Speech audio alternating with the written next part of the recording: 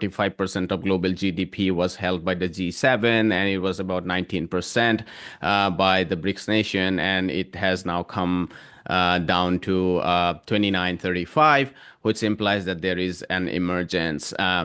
And we are a global South channel, and the problem that we found in your article was that it doesn't take into account that a lot of that BRICS plus GDP comes from China. We had economist Professor Jyoti Ghosh on our show, and she wrote an article covering Thailand, India, Vietnam, and one more in South Asia, and she showed that there is literally no convergence, if you like, be that in per capita terms or be that in pure growth, aggregate growth terms. And secondly, I think what your article misses is what you just said, is the dominance of the tech sector when it comes to the US. Which is when, if you look at the capital markets, for instance, like out of the 14-15 trillion equity and debt market, 65 to 70% still flows into the United States. The massive dominance of the Fortune's 500s are still almost US dominance, about 70% of those indices. So my question to you is that when we read your column, we felt that Professor Sachs is a bit naive about this emergence of the global South. Your response to that? Well, my point is that the technologies that will move the world economy forward are basically widely accessible by large countries or regional groups that aim to access them. I am not worried about India's potential for rapid economic development, for example.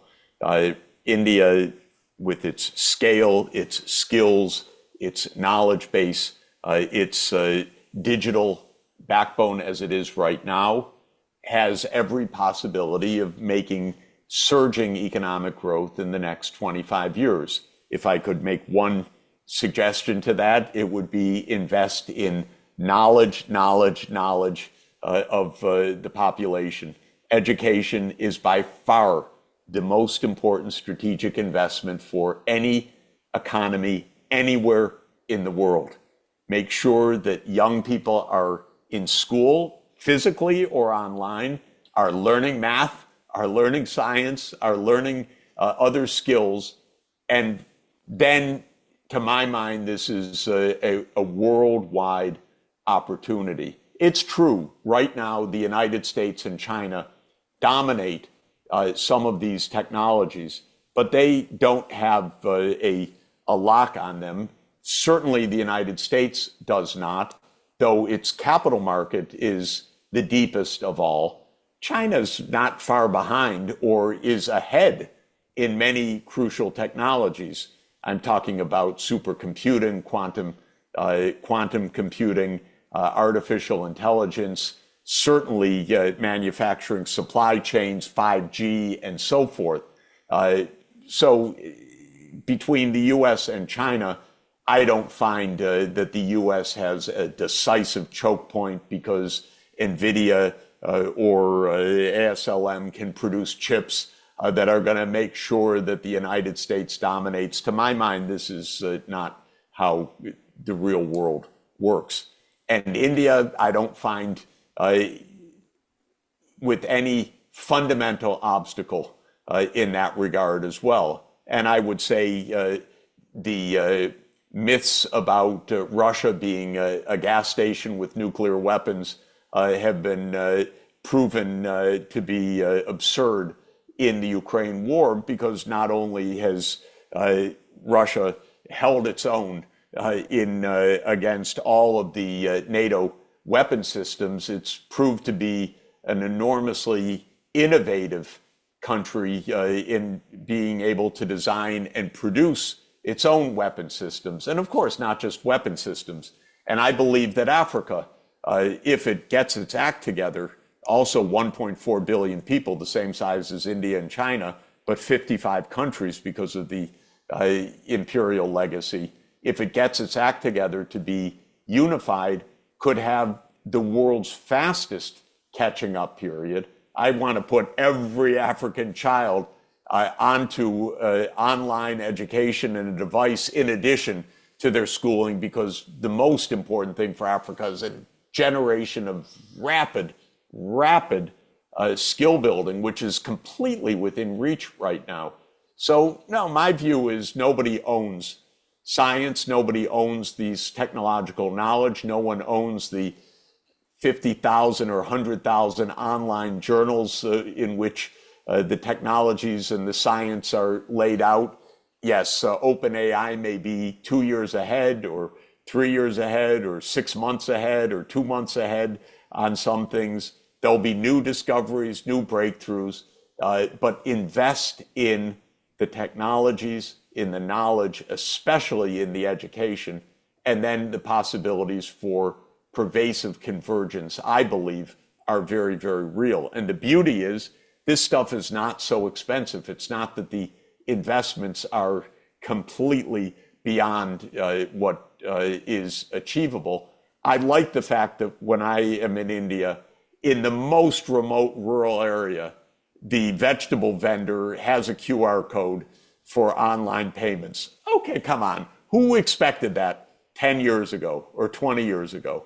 This is what is absolutely possible everywhere, and it makes economic life, the potential, so much more efficient if we get organized.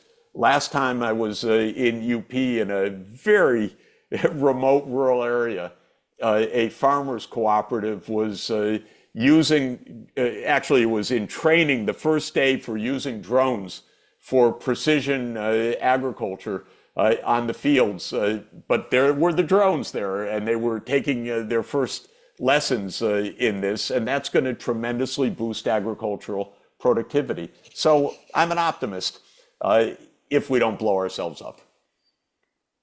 There is no doubt there is a lot of technological diffusion, whether it's the payment system or whether it's mobile phones and other commodities. There is a lot of technological diffusion. I was still thinking that this technological diffusion hasn't necessarily unraveled the hierarchies in which technologies are hooked into the capital markets. We recently covered an article based on Bloomberg's, Financial Times, and others called Empire of Satellites, where we covered Elon Musk's huge attempts of using his satellites in the low Earth orbits to capture telecommunication, other satellite services, including military services. He is blackmailing others and so on. There are few alternatives to this emergence. You mentioned NVIDIA. We can talk about the emergence of the equity funds and all of that. So China definitely is an exception. It has been able to invest in its people and has developed its own capability. But the rest of the rest of the world is hooked into the global economy through the institutional dominance of the US-led system, whether it's the capital markets or IMF-led packages and so on. So that's what made us a little bit skeptical. Well, just to say, I don't quite see it that way because what I do believe is true is that scale of investment and application of networks and being able to develop also natural language, AI and so forth, is a real phenomenon, the scale. And so countries need, or regions need scale. So China is a clear example of this. India, it has scale, believe me. It has the scale to do these things. It has a space program. It has a tremendous AI capacity. It needs to develop it. It's going to be building out a chip industry with very rapidly, actually, in the next years.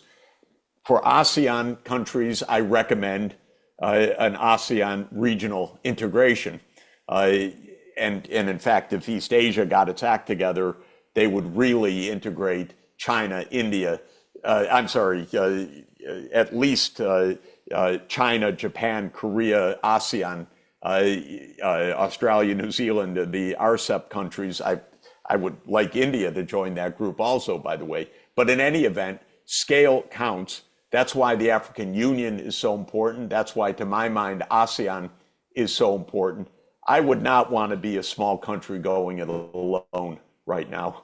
I think that that is not compatible with the scale needs, whether it's in the energy sector or in the AI sector or in other digital technologies or in other supply chains. So does the U.S. have a chokehold on these? I doubt it. It's trying, by the way. It is U.S. foreign policy. It is U.S. grand strategy to try to maintain a chokehold on this.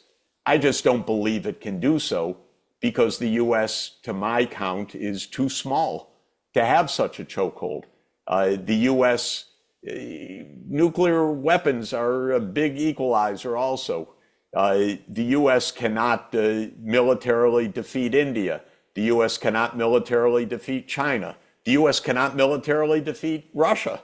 And so this is not a world in which the U.S. holds some kind of magical monopoly. And my view, it's arguable, but my own view as I look at this across many different dimensions is that the gap is much smaller now than it was in 1991 or 1945.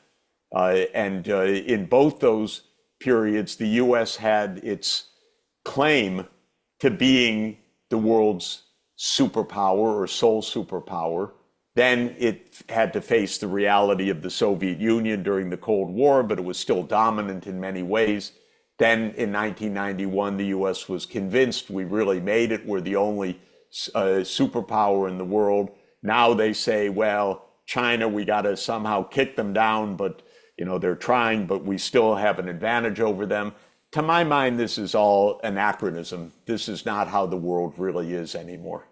Interesting to note that you disagree with Bloomberg, who recently wrote in its detailed article that it's bullets, bits, and bots, implying the military complex, the AI, and the Bitcoin that dominates the world, and US is still at the top of it. By the way, the idea that Bitcoin somehow empowers the US, to my mind, is exactly showing the fantasy land.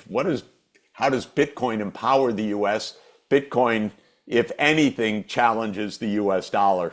And that is an important part of U.S. Geopolitical weight. Yeah, I'm very mindful of your time, but with your permission, if I can end this amazing discussion, what a privilege it has been, to ask you a little bit about your broader vision of economics and economic justice. How resources should be distributed among social groups, what are the methods through which they can be distributed, and so on. You have, of course, spoken about knowledge. One of the things that I was thinking when you were talking is that unlike China, a lot of global South countries face current account deficit problems, which means that it's unable to build productive capacities. In a lot of BRICS nations, for instance, one of the reasons why we say that don't overestimate BRICS is not that we don't want its emergence, but we see that a lot of these countries are current account deficit countries. You talk about de-dollarization is very, very difficult when you balance your current account deficit through short-term capital inflows through the capital market, not even FDI. So you as a leading economist, I'm really curious what your years and years of experience of working with global South countries and also in the global North can inform us about economics and economy. Very basically, the key to higher living standards, I would say, national security, the ability to live long and healthy lives is investment.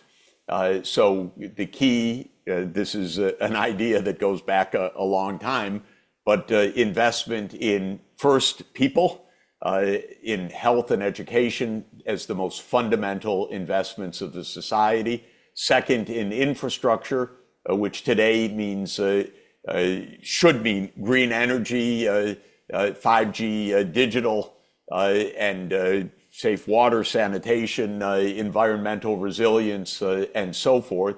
And third, of course, the development of the business sector alongside that, which is mainly a private sector activity. But investing in people and investing in infrastructure is largely a public activity. And so you need coherent, effective government. You need government that can plan and that can plan ahead on a 20 or 25-year timeline, much beyond the political life of any particular administration, but makes a plan to 2047 or to 2050 or to whatever the date of the particular country should be. In Africa, they talk about 2063, the 100th anniversary of African unity. And core to that idea of rapid development based on high levels and coherent levels of investment are the ability to finance those investments at a large scale.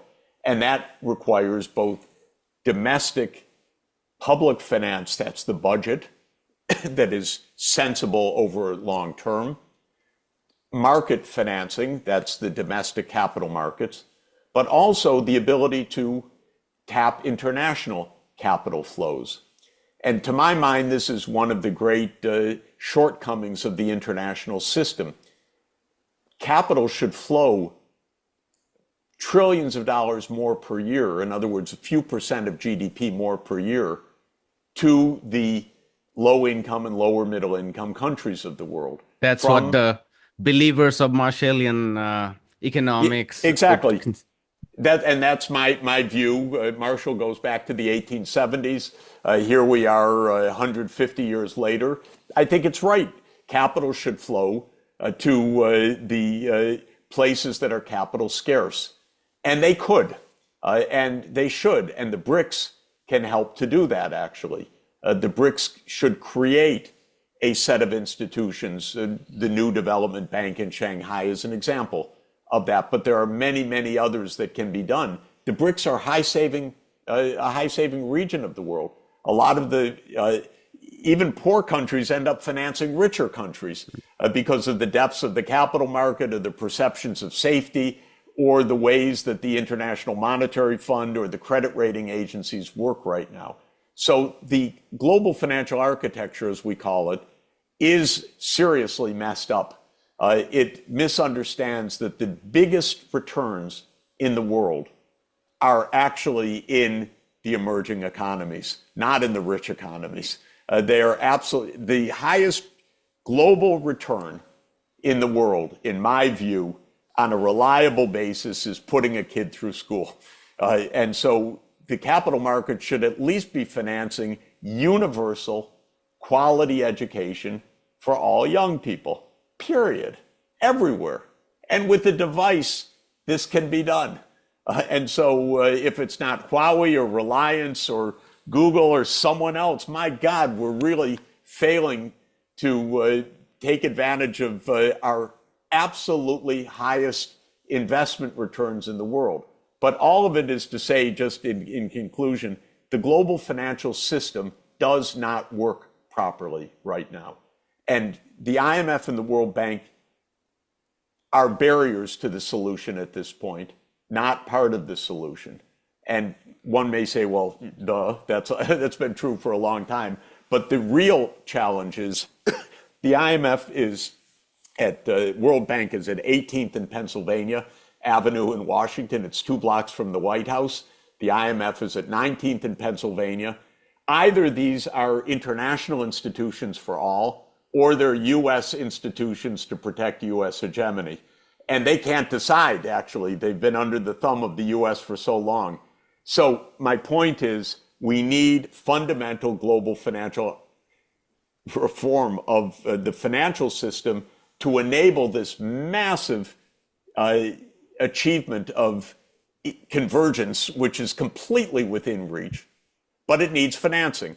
And either the BRICS are going to do it in an expanding BRICS, which is half the world, and it's nearly half the world economy with the continued expansion of the BRICS countries, if you count all those that were around the table in Kazan, or we'll do it as a world united, which would be even better if it turns out the United States loses its craziness and starts agreeing to cooperate with the rest of the world. All I can say a little bit pessimistically on that remark is Britain lost its empire, 80 years ago, but it still has imperial nostalgia to an extent that is so perverse and weird. Maybe we shouldn't be so over optimistic that the United States is going to get it right. But if it doesn't, at least the rest of the world can get it right. Interesting. You started with investment, remaining very true to the Keynesian idea of looking at the world, but also refreshing that you draw out the priority areas, which Keynes, at least in his general theory, was not very much bothered about. I mean, he was more bothered about how to raise effective demand because in the post-depression world, but Yep. you have outlined the priority areas of education, technology, and so on and so forth. The departing note, what are some of the countries that you think have done really well recently? People talk about post-reforms, China, Scandinavia. What are your what are one or two countries that you think have done well, relatively speaking? Well, first of all, I think China over the last 40 years has been exemplary in its economic success. It's hard to imagine doing better than 10% per year rate of return over a 40-year period. It catapulted China to the front ranks of the world system. I'm, as I said, an India optimist. I'm an ASEAN optimist. I'm an Africa optimist going forward. I think the potential is everywhere. Getting organized to understand the potential, avoiding self-destruction through war, those are big challenges. But the economic potential of our time is absolutely enormous. Hi, my name is Ayushman. I, along with Jyotishman, have started this platform. In the last 2 years, we have tried to build content for the left and progressive forces. We have interviewed economists, historians, political commentators, and activists so far. If you have liked our content so far and want us to build an archive for the left, I have two requests for you. Please do consider donating for the cause. Link is in the description below. Also, if you are not able to do so, don't feel sad. You can always like our videos and share our videos to your comrades. Finally, don't forget to hit the subscribe button.